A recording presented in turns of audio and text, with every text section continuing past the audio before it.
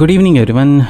Welcome to Pre-Fight Podcast for UFC Fight Night. Rob Font versus Marlon Chito Vera. जैसे हमने थोड़े दिन पहले देखा अल्जेमेन स्टर्लिंग वर्सेस पीटर यान हुआ था for the title shot and सबको लग रहा था पीटर यान विल विन. मैं खुद कह रहा था पीटर यान probably would win, but somewhere hope कर रहा था कि स्टर्लिंग जीते and he definitely lived up to his name.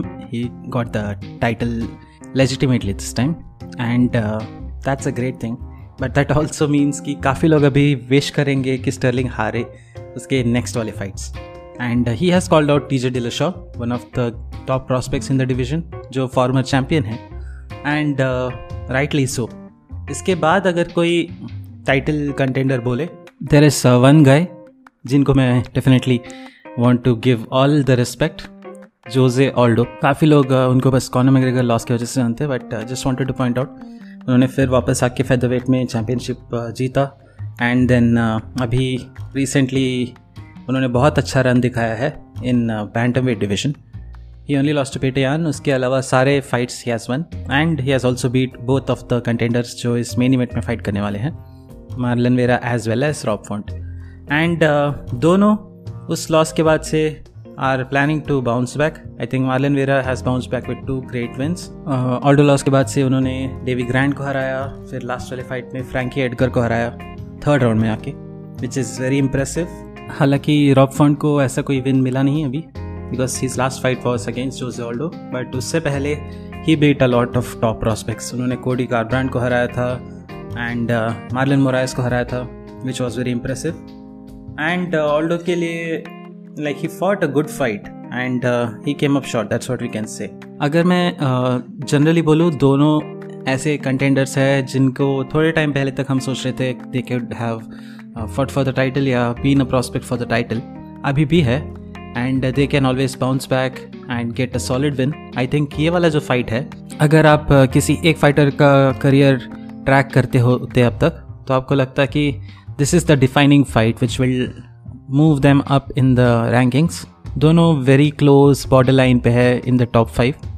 अभी आए नहीं हैं, but definitely ये अगर कोई जीते तो they will be one of the top 5 bantamweights in the division and that's a solid stake for the fight.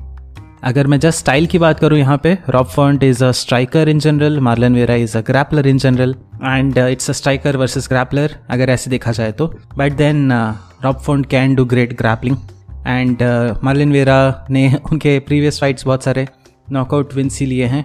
Even Davy Grant के अगेंस्ट जो एल्बोस मारे थे, that fight was known for his elbows.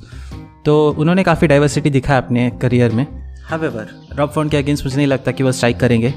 वो उनके लिए healthy भी नहीं होगा कि वो स्ट्राइक करे, क्योंकि Rob Font will beat him up really badly मेरे हिसाब से. But of course in some exchanges he can tough it out, he can hurt him a bit and get hurt in exchange.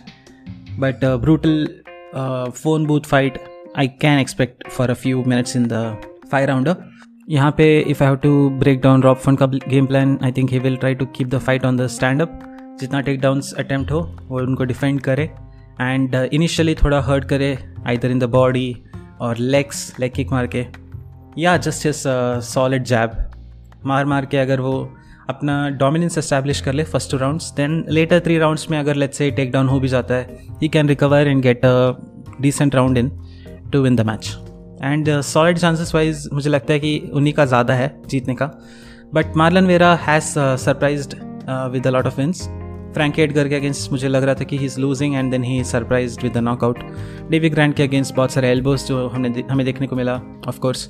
And of course उनका ground and pound भी बहुत vicious है.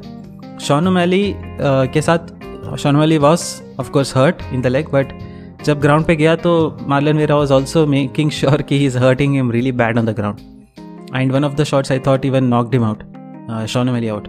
तो यहाँ पे he is very vicious on the ground and अगर first 2 rounds में उन्होंने ग्राउंड डोमिनेशन दिखाया तो पूरा फाइट वो जीत सकते हैं. मुझे लगता है ये मोस्टली डिसीजन जाएगा एंड फर्स्ट 2 राउंड्स पे डिपेंड करता है कि who wins. If I have to make a prediction for this fight, मुझे लगता है Rob Font has slightly more chances of winning just over the styles, but Marlon Vera has a solid chance also. And अगर Marlon vera ये जीतते हैं, I think this will be the best win in his career, even though he has won against Frankie Edgar. I think जो मैंने fight देखा था Rob Font versus Cody Garbrandt for example, I was not expecting कि वो Garbrandt को हरा पाएंगे and he defeated him in striking. तो Rob Font is definitely one of the top prospects and definitely one of the best strikers in the division. उनको हराना is definitely a great win and that also doesn't stop the work क्योंकि there are killers in the division after that. तो whoever wins he has his line cut out for him, but एक confidence gain जो रहेगा that definitely will be very useful यहाँ पे.